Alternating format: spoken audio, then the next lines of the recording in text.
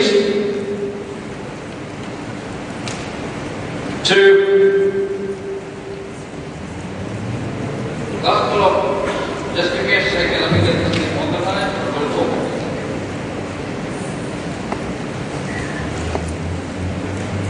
To Luke chapter 5.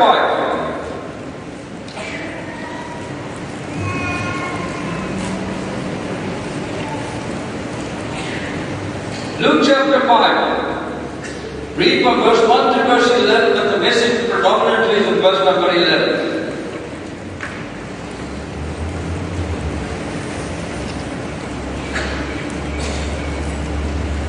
So it was, as the multitude pressed about him to hear the word of God, that he stood by Lake Gennesaret and saw two boats standing by the lake. But the fishermen had gone from them and were washing their nets. Then he got into one of the boats, which was Simon's, and asked him to put a little from the land. And he sat down and taught the multitude from the boat. When he stopped speaking, he said to Simon, "Launch out into the deep and let down your nets for a catch." But Simon answered and said to him, "Master, we have toiled all night and caught nothing. Nevertheless, at your word, I will let the net." And when he had done this, they caught a great number of fish, and their nets were breaking. So they signaled to their partners in the other boat to come and help them. And they came and filled the boat, and when they began to sink, when Simon Peter saw it, he fell down at Jesus' knees, saying, "Depart from me, for I am a sinful man, O Lord."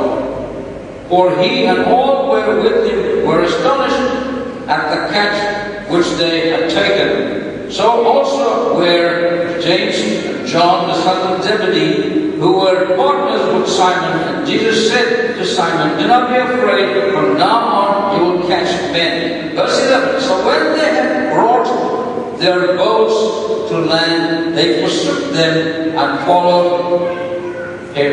They forsook them and followed him. If I had to give this message a title, I would give it in the form of a question that every one of you at some point in your life will need to answer that. Where are you right now? And the theme running through the message would be, are you halted between net worth and self-worth? And we're going to go a little deep into the words of follow as we go along. Now there's a war or a battle waging inside every one of you. The question is, where are we versus where we want to be? The battle is ongoing and affects every person at some point in their life. Or to put it another way, to strive, to seek, to find, and not to yield. Now in between where you are and where you want to be is faith. Active faith, the God kind of faith. Faith that is an accelerator to propel you from where you are to where you want to be.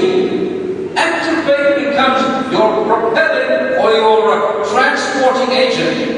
Faith without works is dead. We all know that. Faith must bring to completion that which God has placed inside of you. So you must believe that Hebrews 11 verse 6, which says, without faith you cannot please God, that God is a rewarder of those that seek Him.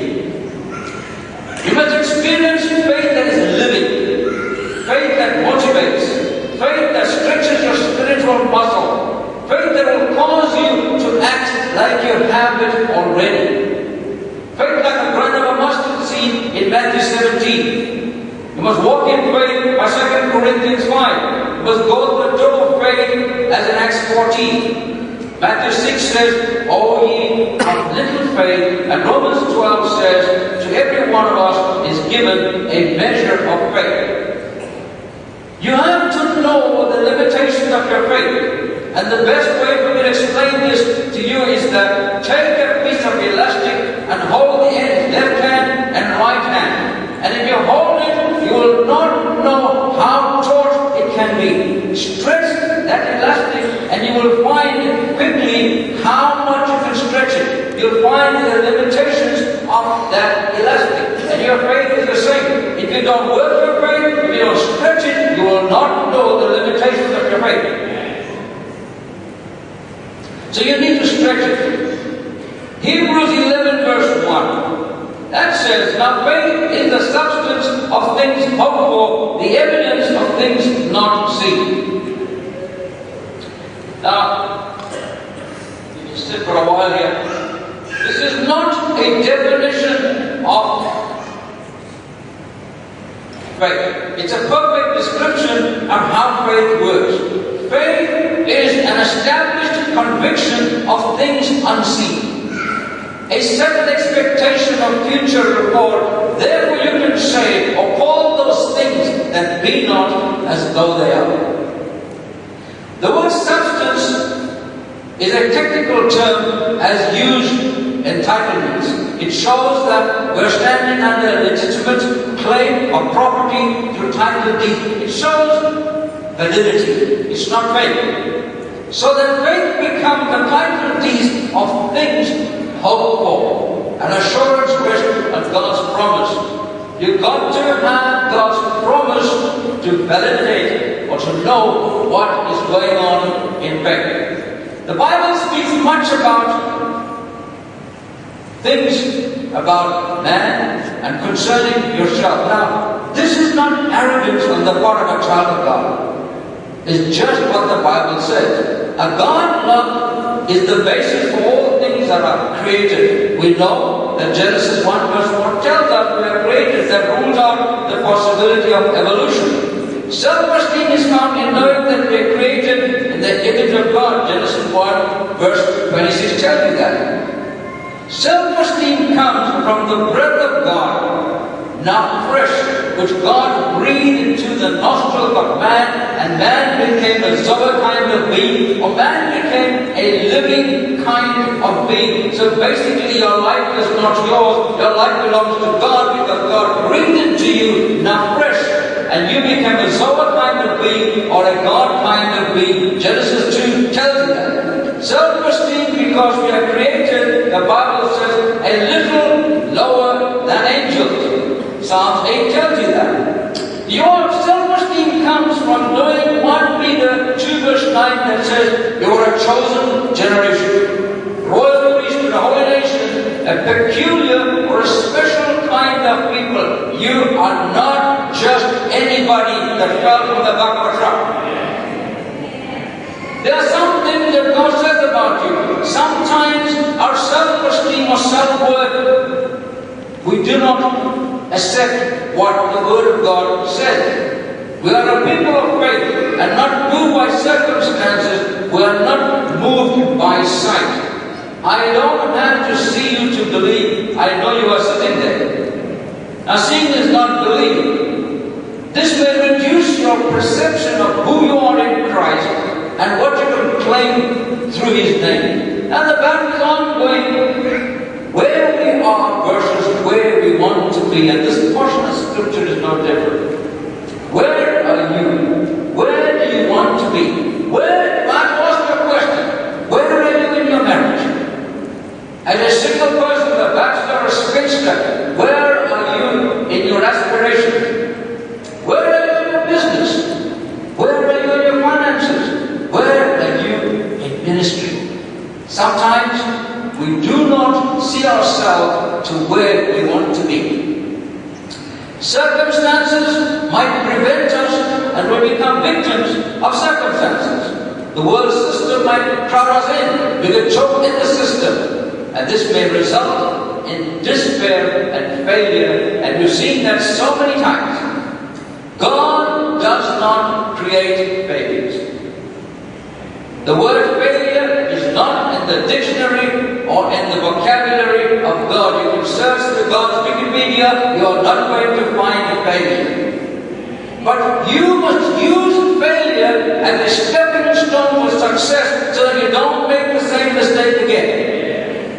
Learn a lesson from your failure. You are human, you will fail at some point. Simon Peter is no different. Where is he right now? Rather despondent, no fish, no income, tired. Where would he have loved to be? He would have loved to be happy, plenty of fish with income. Now let's look at the cause of events and draw some conclusions from what happened here. Jesus being tempted by Satan, teaching at Nazareth, he casts out unclean spirit, he heals Peter's mother-in-law, he preaches in Galilee, and people are hungry. So let's go quickly through what we just read and see what does it hold for us. In verse 1 we read, he pressed about him or crowding him. There seems to be a degree of urgency to hear the word of God. No compulsion or forcing, shows an inward desire. May your prayer this morning be that no one will force you to love the word of God. No compulsion, no forcing, but there must be an inward desire for you to know and to read the word of God.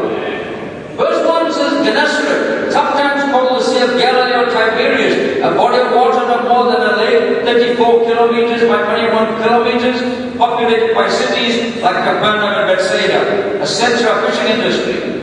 Verse 2 says washing their net. It's regular morning after fishing all night, nets were clean of seaweed, nets were mended. The nets had to be kept in good condition. Verse 2 says, saw.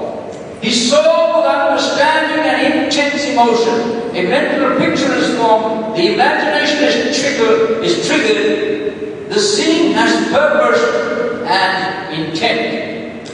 The best way for me to put this across to you of what kind of scene is taking place here is in a way that you will understand. Now you young men here might have had a girlfriend, and for some reason she might have dumped you. But you walk to the mall and you see this girl again. You see her with another man. Thousands of emotions run to your mind. You think she dumped me once. Can I say hello? Can I try? Can I buy a cup of coffee? All kinds of emotions. Mixed emotions run through. And this is the kind of scene we're going to get here when they saw the boat. There's a cause of events that are set in motion. Verse 3 says, got into the boat, entered into the boat of Simon and Peter. Jesus asked him to put out a little, and thrust out a little, or draw away a little. Jesus is in the boat, Simon Peter also is in the boat. Verse 4 says, launch out into the deep. Simon Peter cast his net in the deep. His reply was that he had toiled all night. By the command of Jesus, he said he would let the boat down. Verse 6 says, they had a huge catch. Verse 7 says, Simon called for help from his partners. The catch was too much for him to handle. Verse 8, Simon Peter is awestruck by the miracle. Now, Peter's doubt about the fishing ability of Jesus is put to rest by the fact they caught fish. But the doubt that he has about himself is put to rest in verse number 10 that says, be not afraid. 9, 10, and 11 says the partners were amazed. They invited them to change. Jesus then invites them to change their vocation, yet keeping their skills from fishing to fishing for men. And the word catch is used. This is to capture alive ongoing activity. And now you have the storyline of what takes place from verse 1 to verse 11. Now we're going to go into some Bible truth or some deep revelation that will pay you to catch. First revelation, the first truth is the position of Jesus. Where is Jesus? Jesus is between the lake and the land, between disappointment and reality.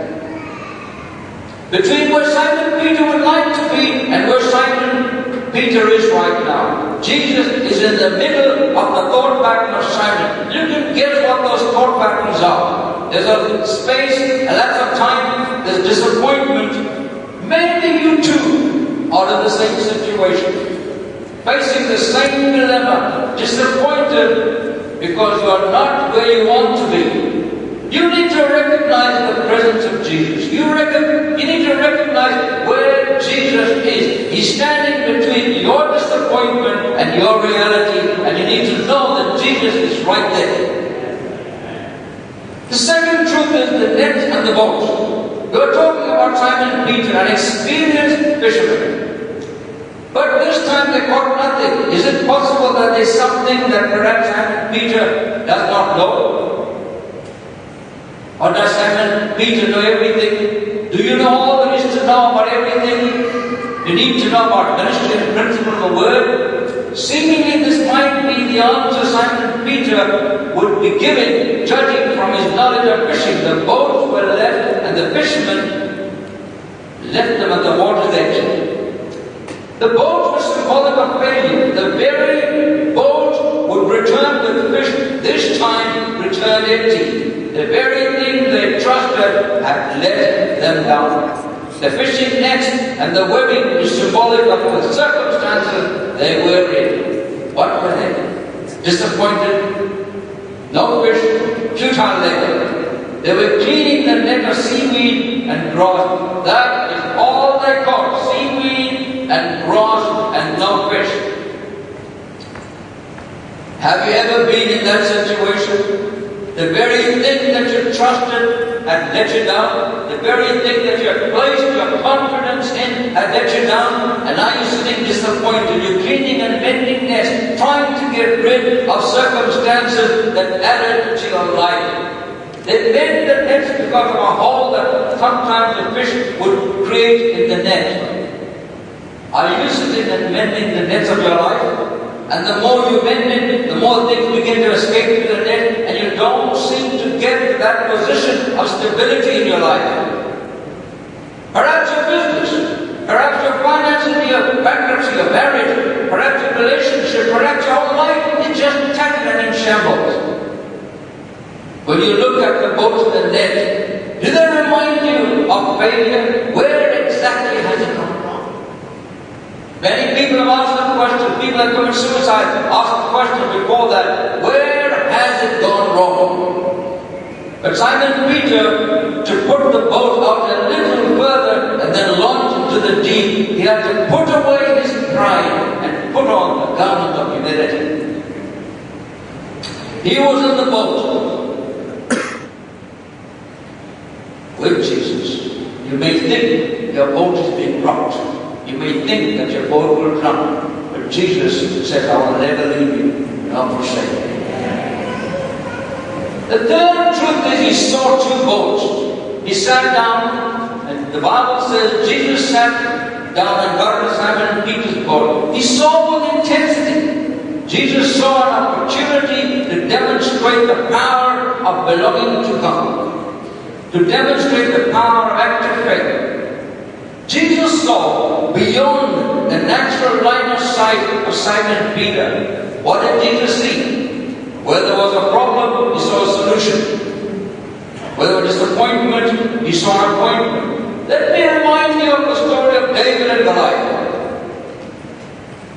Goliath saw David as a puny little man compared in stature to who he was. But David saw Goliath, and his perception was, you are too big for me to miss.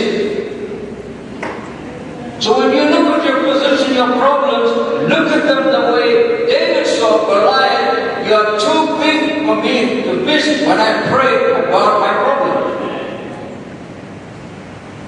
Jesus saw the boat as an opportunity to demonstrate the object's lesson of active faith. Then he sat down. This is not ordinary sitting down. In the Greek verse, it puts it as one who is an authority, who takes his seat as a bishop, or a pope, or a judge. This means that God's power, presence, and authority was present all around them for a special cause to demonstrate his power so that the unbelieving mind might believe. Jesus is in the middle of events. Something is about to happen. When Jesus is in the middle of a situation or in the middle of your life, when he speaks, it's the voice of authority. Listen to him. And when he sits down and speaks, he's the very voice of authority. You'd better listen to what he says. When Jesus showed up, things, events, and circumstances begin to change. Expect the unexpected. Make Jesus the resident and the president of your life. Change the course of events in your life. Then you see decrees are made and visions are birthed.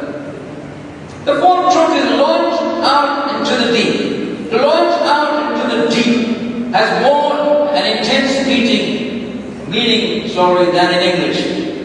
To move slowly into deeper waters shows extreme magnitude of movement towards something. It shows a drifting motion that was taking place and they had no control over it. When you are financially embarrassed and when you are in deep credit, you are being sucked by that financial system and you have no control over it. You just get deeper and deeper and deeper into it, not knowing where you are going. The same scenario with Peter. He's drifting into deeper waters, not knowing what the outcome was.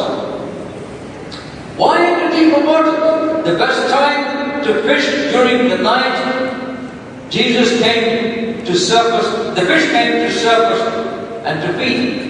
During the day they went to deeper waters or to cooler waters in the lake. Now Simon Peter knew this. He was sure that they would catch nothing if they launched. Yet Simon Peter was prepared to be obedient to the command of Jesus and to launch out a little deeper, even though Jesus would not be considered an expert on fishing. Is there perhaps another revelation here that Peter did not know? Let me try and explain that to you. Genesis said that God created in 6 days. And this is called the gap theory. The Bible says, without form or void. Now God does not create anything that is void or without form. The earth is described as being in an unfinished state. There was plenty of material available to complete the work of creation. So God planned to create through this chaotic waste that existed. How did He do it? The Bible says, by the power of the spoken word, let there be, and there was. He called into being that which already existed. His creative power is at work. And if you believe that God is alive, you believe that He never changes. If you believe that He's all-knowing, all-powerful, and everywhere present, is it then not possible that the same creative power is at work in the lake? Remember, Jesus taught first, could this word not have caused an ultrasonic effect on the fish and altered their position, and the acoustic disturbed them that they began to surface? How else would they come? Peter was a dead fisherman. How else would they come? They had to surface. Jesus altered the course of events in Simon Peter's life. He changed the habitat of the fish. Could He not alter the course of events in your life by one single word? One creative word was all that was needed to bring the fish up to the surface. One creative word is all that is required, and if you catch that creative word, it will change the course of your life. It will bring the shattered pieces of your life together. One creative word in the life and event of a church is all that is required to change the course of a church. We limit God by our limited thinking. One prophetic word with apostolic thrust and accuracy is all that is needed in your life to change the course of your thinking.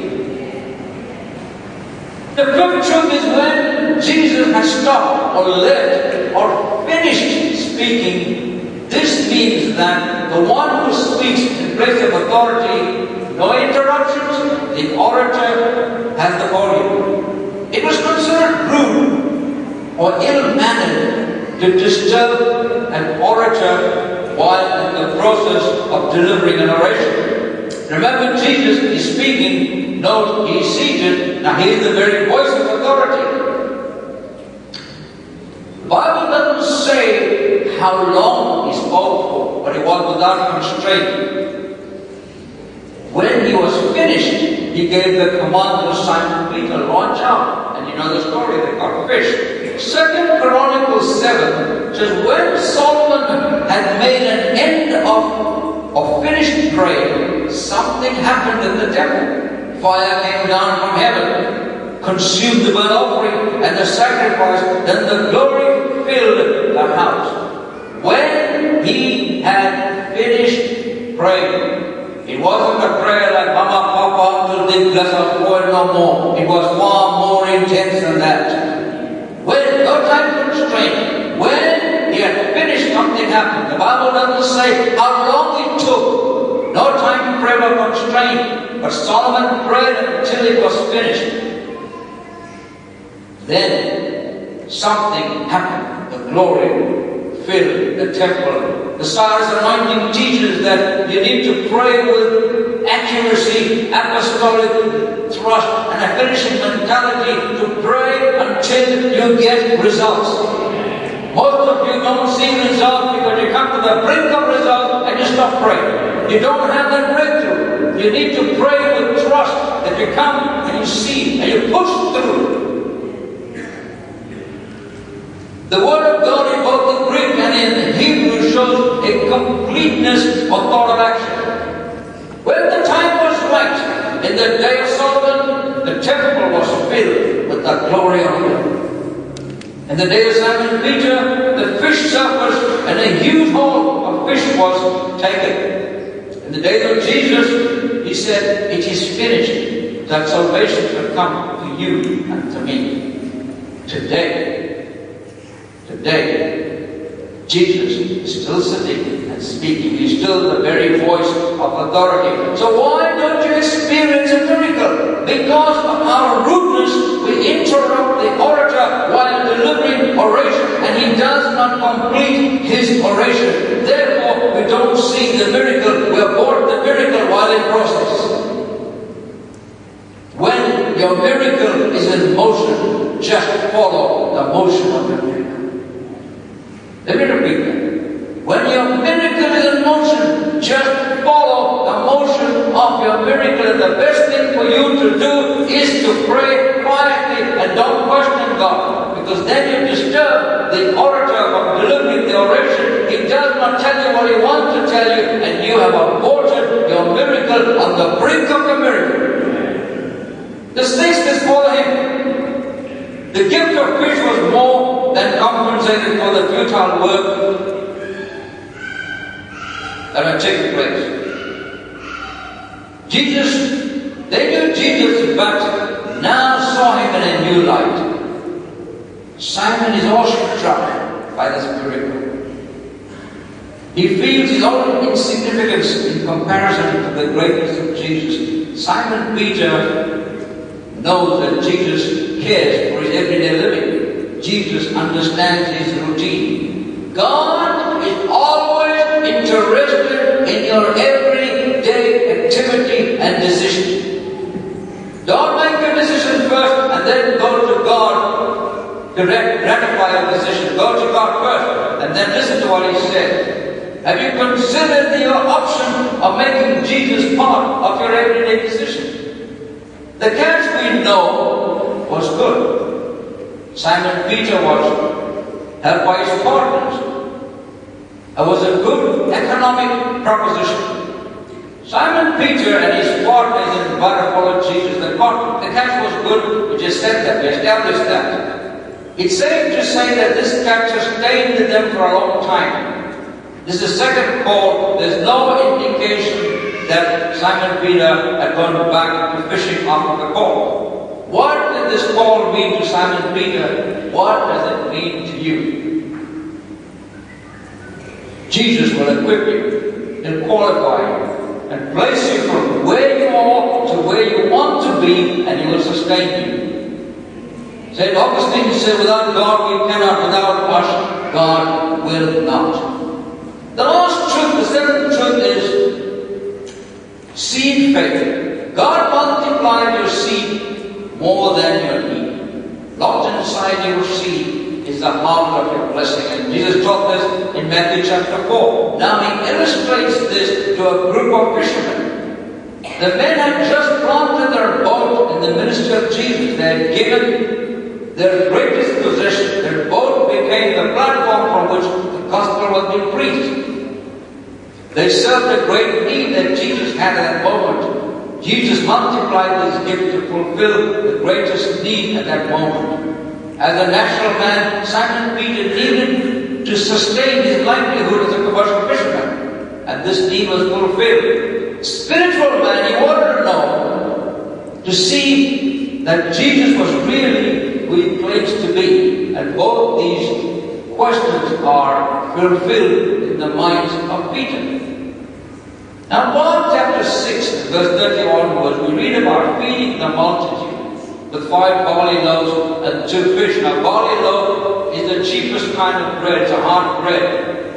And the fish probably was 5 fried fish, I don't know. And this little boy was carrying this fish all day. And if you carry fish all day, you know that the fish will start to get rotten, start to stick. But the little boy was willing to release what he had. When Jesus gave the command to his disciples, feed them. He was willing to release what he had. Anything in the hands of Jesus tastes good and will multiply. Not one of the members who were sitting on the multitude who were fed ever complained that the fish was stinky. No one complained. All ate, and there was 12 baskets left over. When you give something to God, He gives it back to you in ways that which you understand.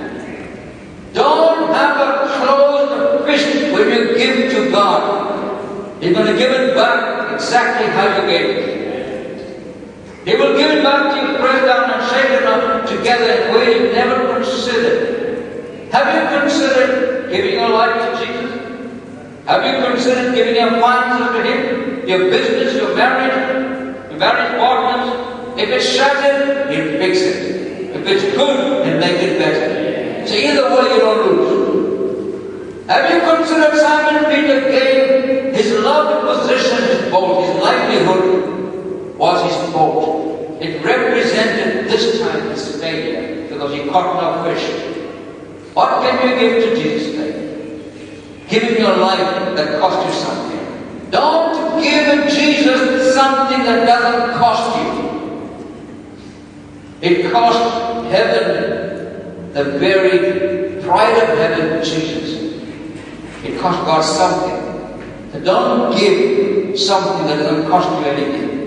Jesus turned his situation around because of his willingness to give and his obedience. Are you willing to give something to Jesus? He received the greatest invitation to come follow me.